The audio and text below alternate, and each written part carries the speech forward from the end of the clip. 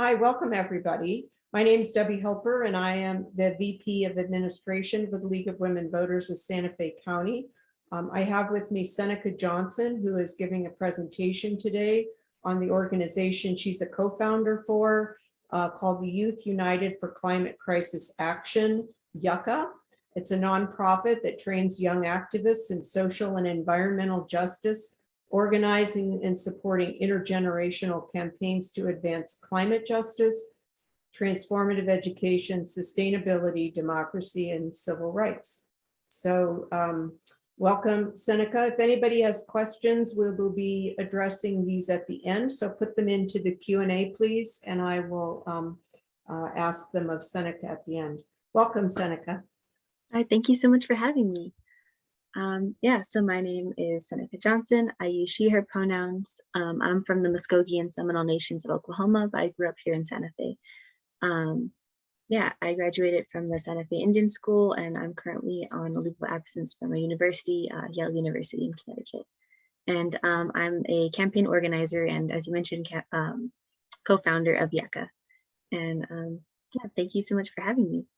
I just want to open the space the way that we always do, with a land acknowledgement. So I want to recognize that we are here in Taylor territory, and to always remember that we are organizing on stolen land. So our struggle for economic, social, and environmental justice must be rooted in that understanding, so that we're working towards the matriation and the restoration of this beautiful place that we call home, back to the hands of its original caregivers. And so, we'd like to extend our gratitude and solidarity to our Taylor relatives.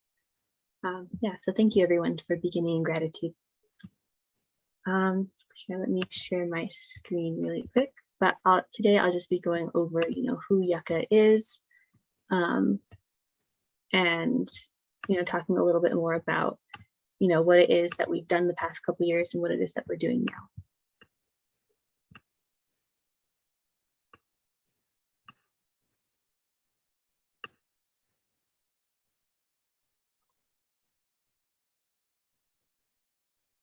Oh, so sorry.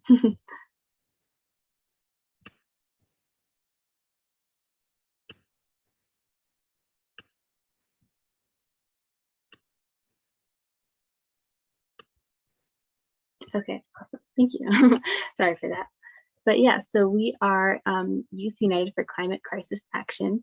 And so we are a C3 and C4 organization, and we're a project of Earth Care. So we were founded in 2019 after many youth attended the El Puente Leadership Academy. So the El Puente Leadership Academy is a summer program put on by Earth Care that trains young people from all across New Mexico, but especially here in northern New Mexico, about the issues that we face as young people, as people of color, and as New Mexicans, looking at things such as the climate crisis, but also looking at really understanding the larger things that contribute to the issues that we face today, such as either the patriarchy or different things having to do with like class and all sorts of things like that, and really understanding like the root of these different problems that we face, and understanding like the impact that it has, because many of our young people are already feeling the impact of things like patriarchy or colonialism, without maybe fully understanding where these impacts are coming from. So being able to really see what the issues that we're facing are, and then not just stopping there, but understanding what we can do about it. And so it was a time when we would bring in other community organizers, people who've been organizing for years, for decades in New Mexico, around a variety of social justice issues, and talking to us about what it is that they do, how they approach the barriers that are in place, and all the amazing change that they're able to do to create in New Mexico, and how they're able to make life better now, and guarantee a better future. And so coming out of that project, there was around 10 or 11 youth who felt really strongly the call to action now that we had some more information and strategies on how to organize ourselves and to create a movement. And so, yeah, we had the very strong desire to, hold our elected officials accountable for a sustainable and livable future, while having a just transition away from fossil fuels. And so originally we started as a Sunrise Hub. And so the Sunrise Movement is a national youth climate justice organization. And so originally we had kind of jumped in with that. But the longer we were organizing ourselves and finding what we really wanted to do, we soon established our own identity as YUCCA that we felt could really reflect our values and would give us, more freedom to act locally in a way that reflected us. And yeah, so we first organized around the global climate strike in 2019, reaching out with other, our peers, other youth in schools, to local businesses. And we had several thousand youth march through the streets to call on the governor for meaningful climate action. And we felt that it was crucial to really push for meaningful climate action, generally, but also, we felt it was very important as New Mexicans because we are one of the highest, one of the biggest oil and gas producers in the nation. And we're home to the Permian Basin, one of the biggest oil production sites in the world. And so because New Mexico plays such a critical role in our planet's future, we felt it was very important that we're doing this work and that we're putting pressure on our elected officials to create the future, that we deserve, that our future generations deserve. And yeah, we also have a unique place in this work as youth and as, BIPOC youth. And our concerns and our demands are often, sidelined or not taken seriously. And even though it is our future and our communities who are feeling the impacts now.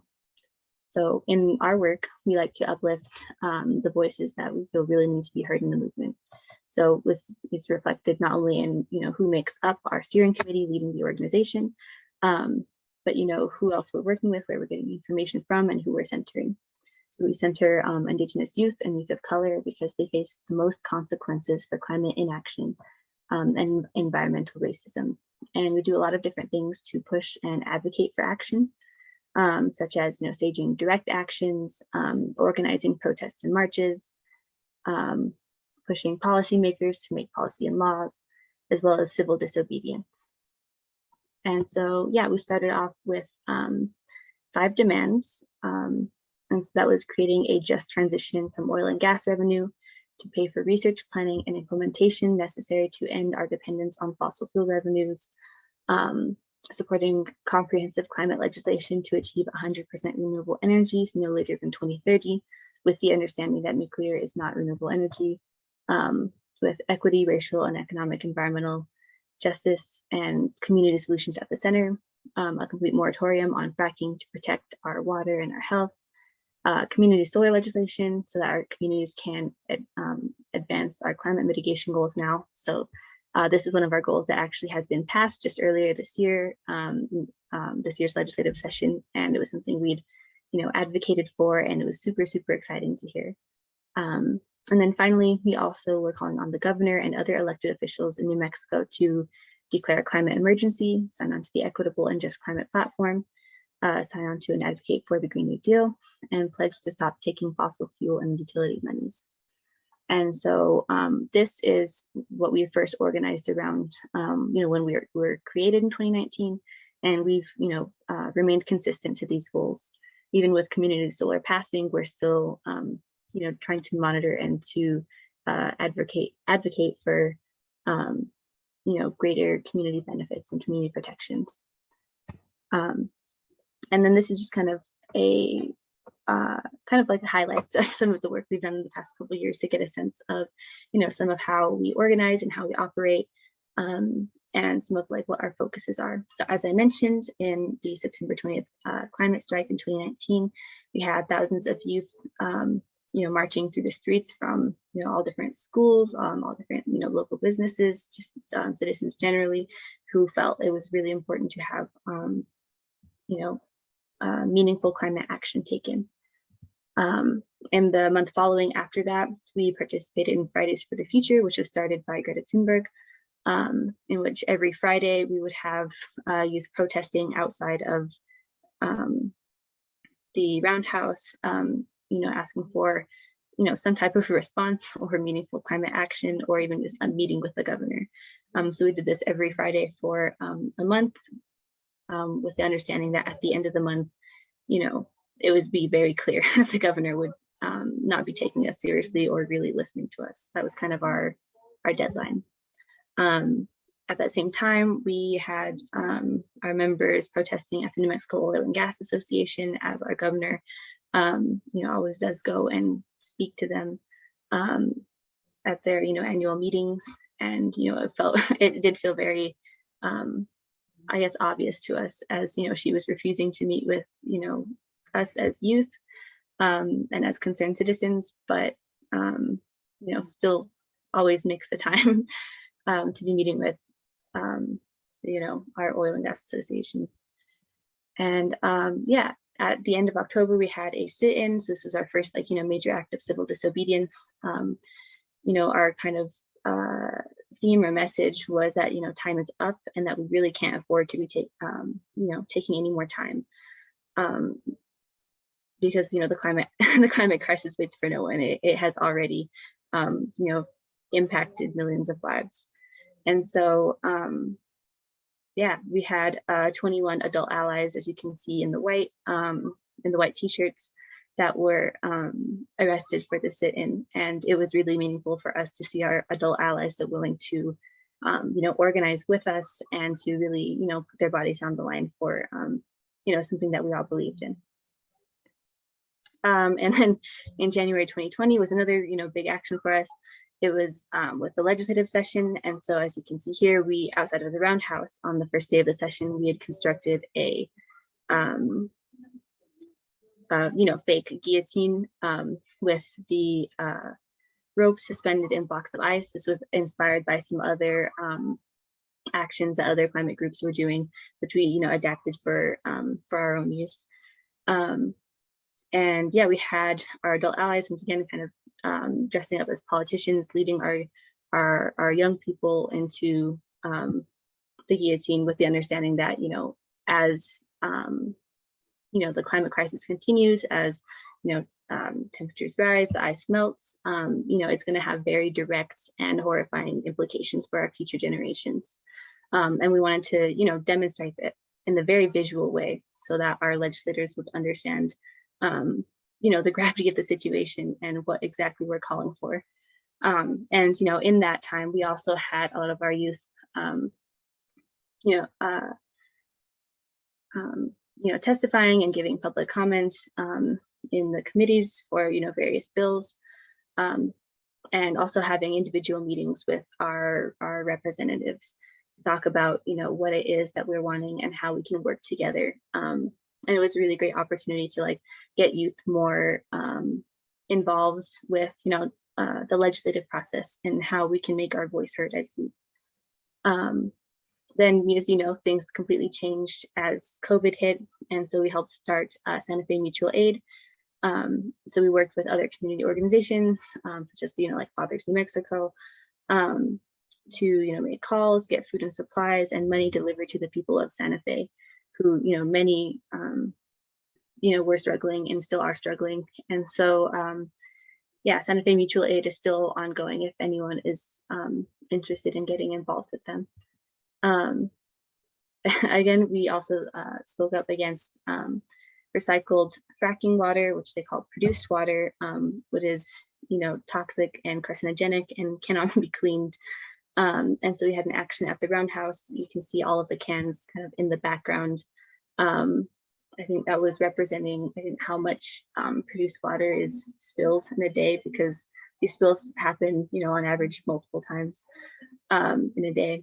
And really advocating against the use of fracking water and in any other avenue, as well as tighter regulations.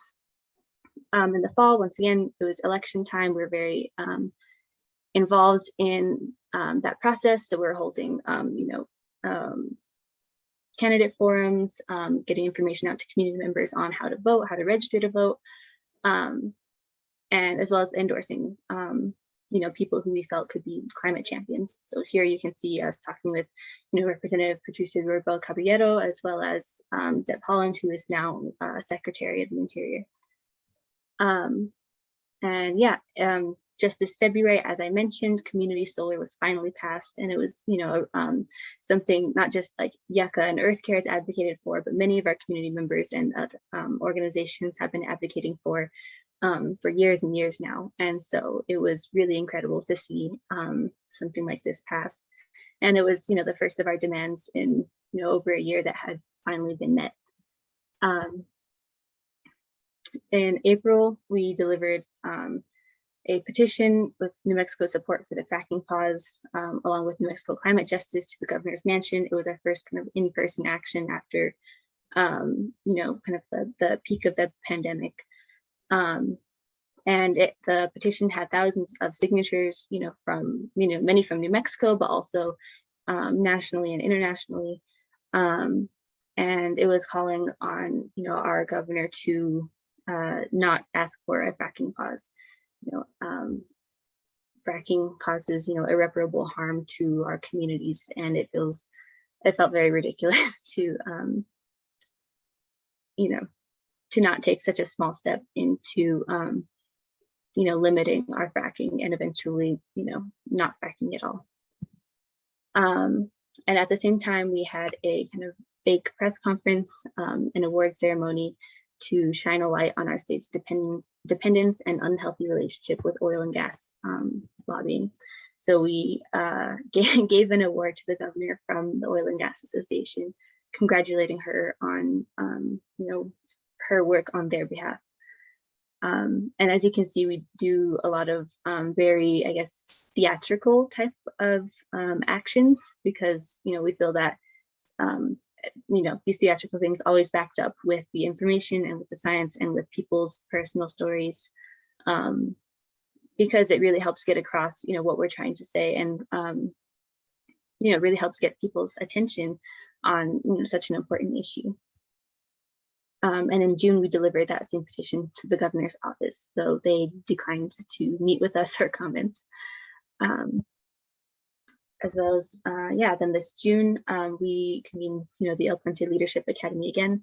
And, we had a lot of our members, they're speaking at an OCD hearing on produced water and fracking waste in support of stronger regulations. And as I mentioned, in June and August, we had hosted the El Puente Summer Leadership Academy. And so, a lot of it was focused on climate justice. We did things, as far from like speaking at OCD hearings, to breaking down, what the climate crisis looks like in New Mexico for our youth, to on the ground work as well, like going into the Navajo Nation with our partner, some of our partners in the Navajo Nation, and learning more about their communities, the work that they're doing, as well as helping, clean up there or doing gardening here in Santa Fe. And afterwards, we had a 6-week internship to continue working on climate and community development, including park access and teen center. So it's very, very important to us to, not just stop at like trainings or just kind of random opportunities, but to really continue to cultivate these relationships with, our young people here in Santa Fe, so that we can, help build and support their leadership. And as you can see here, we were talking about, the teen center. As young people in Santa Fe, there's frankly very little for us to do here that isn't, targeted at tourists or kind of locked behind a paywall. And so it felt very important for us to, have a space that reflects, our needs and our values. And that was, just kind of another piece of our work. This past August, we testified at the Four Corners power plant abandonment hearing. And this takes us almost to today, where we protested with hundreds of students at the Roundhouse in coordination with the Global Climate Strike. So it was almost 2 years to the day that we had our initial climate strike, and we still had a really good showing of youth, which I think really brings across the point that this is a really, really major point of concern for us, and it isn't going to go away. And it's not just something that gets popular in the moment, but this is a growing movement and something that really deserves attention from our elected officials. And again, we also protested outside of the New Mexico Oil and Gas Association while the governor was speaking. And one of the main points of both those actions was, asking the governor and elected officials to consider the impacts of climate inaction, as well as understanding that, our domestic emissions have a national and international impact. And of course, we have a lot of work in between that we're doing, from individual events to capacity buildings to trainings, all sorts of stuff. But and that kind of brings us to where we're at today. We're really gearing up for the upcoming legislative session. And we do plan to be very, very active, and we'll be posting about some of our policy platforms soon. But we're very concerned about some of the false solutions that are very likely going to be on the table, such as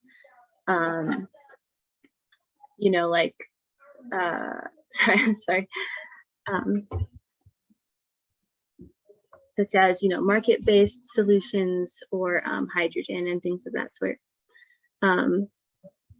And we're also very interested in supporting things for energy democracy and potentially the Climate Security Act and things of that sort. I'll drop in the chat really quick here, or I guess as soon as I stop sharing, a link to a Google group. So if you fill out this form, then we can let you know of future YUCCA actions and ways that you can get involved either as youth or adult allies. And for youth specifically, we host open meetings every month for youth who might want training on a specific subject or just want to know what YUCCA is about, and things of that sort. And our next one will be on December 7th. So if anyone is a young person or knows a young person who might be interested in the type of work that we do, they can sign up on our Instagram, which is at yucca.nm, or on our email. But I think that is all that I had for today. But Okay, thank you. I don't know if anyone has questions. I wonder if you have partners in the legislature who are helping you to either write or advance legislation to further some of your goals. Do you have some legislative partners? Yeah, so I think we've been able to cultivate relationships with a lot of our different representatives. Right before this meeting, we were, talking with Senator Carrie Hamblin about, a future project. And, we meet with some of our other representatives individually, like Teresa Ledger Fernandez or Melanie Stansbury, just to, discuss what climate policies we would want, as well as what their platforms are going to look like, so that we can, help shape the narrative where we can, and help bring our perspective into it, as well as just getting information from their end too. So, it's not just those that I mentioned, but we do meet with a lot of our representatives one-on-one to just talk with them a little bit more about their platform and our platform, where the overlaps and where we can collaborate and help them to get things passed.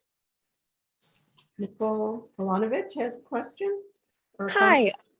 Yeah, I have two questions, actually. Thank you so much for presenting today. I I have multiple hats. I work with the Green Amendment for the Generations core team here in New Mexico, and I'm also with the Adelante Progressive Caucus, as well as multiple other things. My two questions are, is YUCCA on board? I'm not sure, and I'm not in that meeting right now, as a co-signer with the Green Amendments for the Generation, and if not, would you guys be interested? And then the second, in regards to getting youth on board, what is the age cutoff? Because, for example, the Democratic Party of New Mexico considers folks under the age of 37 to be youth. Yeah, so thank you for the questions. As far as the Green Amendment, so that was one of our main legislative priorities this past session. And yeah, so we are currently co-signers, and although we stepped away from the space in the summer, just kind of as we were focusing on some other things, but we are still, supportive of the Green Amendment, and, we're hoping to get a little bit more involved in organizing ahead of this upcoming legislative session. But yeah, thank you for bringing that up. That is something that, is on our radar and that we're supportive of. Oh, I'm so sorry. I forgot your second question. It's okay. So on that note, if you want to, I believe that Isaac is close with Athena. If Athena wants to reach out, we are literally in the beginning of the big push at the very beginning of the session for the Green Amendment. We need every new signer, co-signer to sign on as fast as possible. But my second question is more important. What's the age cutoff that you consider to be youth? Mm-hmm. So generally we organize with ages 13 to 25. I think there's been kind of, exceptions on either end, but we found that that's kind of usually the people who are interested and who can, I guess, really relate to our experiences the most. Yeah, I think most of our members tend to be high schoolers. Yeah, I didn't know that the youth cutoff was 37. That's yeah, thank you so much. I appreciate it. Yeah, thank you. I appreciate it. Are there any other questions? Yeah, I have a comment. I'm not very knowledgeable about some of these things, but it's always struck me that you can soil the water and not have any responsibility really toward I mean, I think this is going to come up in renewables too, by the way. So I'm going to ask it as a broader question. Or comment about holding the industries responsible for what is left. Okay, so electric vehicles, we're going to have problems with batteries. Solar panels, wall batteries, you're going to have problems with those, and they need to be recycled. Similarly, to think that oil and gas can simply take the water out, soil it, whether it pumps it back in or not is really not the issue as much as why wasn't it required that they figure out a way to clean it and return it to its previous state. So I guess my question is, what kind of efforts are undertaken? Because green energy is going to produce some of the same problems, not maybe the exact ones and not to the same level, but what is going to hold industry accountable for doing the research and actually being responsible, while it may cost more money, of course it will, for coming up with these solutions? Yeah, well, I think our kind of end goal as YUCCA is for there not to be any type of, extractive process to this at all, such as a moratorium on fracking, or, we'd like, complete renewable energies. So that's kind of our end goal. But as far as, how we're going to be reaching it and holding these industries accountable, I think, well, our main focus tends to be on our elected officials, because I think they're a little bit more accessible to us. We are, how do I say, also part of these other, coalitions such as, the Chaco Coalition, or I guess maybe less formal ones where we, convene specifically on issues like produced water, or, fracking water. And we talk about, ways in which the industry is I think how do I say this? A lot of times they go like kind of piece by piece, if that makes sense. Like we'll have to go like to various hearings and, you know, testify for stronger regulations or against a specific, you know, thing that was going to be leased out, rather than like kind of a larger strategy, if that makes sense. So I think we tend to go kind of piece by piece with that. And yeah, I think, as I said, larger part of our focus is on elected officials, but we are, you know, cognizant of, you know, oil and gas and these industries as the root of the problem, and are, you know, keeping track of the ways that they're reacting to it, because I know that there are some organizations and like, you know, teams put together specifically to study like, you know, can produced water be treated? The answer is still no. And, you know, things of that sort. But I think that there's not really kind of a larger concerted effort as of right now. Thank you. Any other questions or comments? Looks like somebody.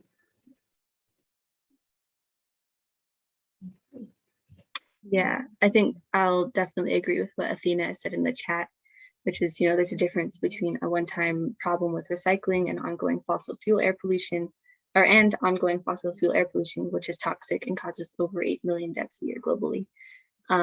Yeah, so I think I'll, you know, definitely agree with that as well, as far as like, how do I say, I something that, I don't know, kind of stuck with me is that like, something I get a lot anyways, that sometimes, especially when we have more in-person events, you know, if I have to drive over to an event in which I'm, you know, speaking to you all as I'm speaking now, or maybe I'm speaking on a particular issue that we're raising, sometimes people will approach me afterwards and be like, okay, well, how did you get here today? You drove in a car that consumes gas, so you're adding to the problem, that type of thing. And so it's kind of like blaming either the individual or these like smaller things, rather than looking at kind of the larger context and the larger system. System, because this is, you know, a systemic issue. Yeah, something that really changed my perspective was understanding just how much water is used annually by all these different, you know, power plants and all these different facilities used to like to treat and transport these materials. And yeah, I think just helping to understand these things in a broader context has not really made us so worried about, I guess, some of the impacts of things like, you know, the solar batteries, because although I know that is something that will have to be dealt with, it will be on, you know, a much less catastrophic scale. Well, I just have one comment about that. I just think you have to get ahead of it. So a lot of this is reactionary. You know, why were frackers allowed to spoil to begin with? So I think knowing how the system works, one might want to consider getting ahead of it and anticipating and making it industry's responsibility to take care of this. And it also levels the field in terms of when you look at, it's apples to apples instead of apples to oranges when you compare, for instance, the cost of various alternatives and things like that. I'm not against, I mean, I'm not, you know, I agree with everything you've said, but a lot of it is we're here because we're reacting instead of anticipating. And so I think anticipating, even with green energy sources and renewable sources, there's going to be these kind of issues. And rather than reacting, it'd be nice to be ahead of it. And I'm sure there are organizations working, but holding industry accountable for the research and for the expense. It's part and parcel of their business model. It should be, and they should be responsible for that. And then when they bring a product out, we'll have a better idea rather than making us pay at the other end for cleaning up the mess that they've made all this money creating. Honestly, that's just my opinion. But anyway, yeah, I mean, yeah, I think I would agree that it's important to like be ahead and to not be reactionary.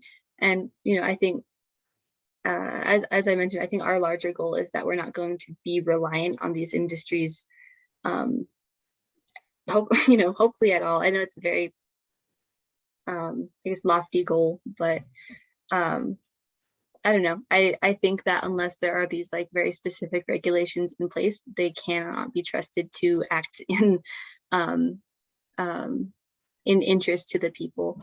I mean, as you said, a lot of times these are, ratepayers are expected to, ratepayers and just residents of New Mexico are expected to pay for the mistakes and pay for the impacts of these industries. Like something that we were involved with was understanding that PNM, who invested very heavily into the Four Corners power plant, and is now there's I don't know, they had a whole thing where they were saying like, oh, we're not going to get as much return from this as we thought because we're going to have to close it down. And so ratepayers were going to have to pay a much higher price to because of their investment into the fossil fuel industry for something that is entirely not our fault. And so I think, I don't know, ultimately we would like to completely transition away from these industries, because I don't think we can put like pretty much any trust in them to be acting in the benefit of the people. Yeah, and having very strong like regulations, as you said, from the get-go, that really gets like ahead of what everyone really gets ahead really gets ahead of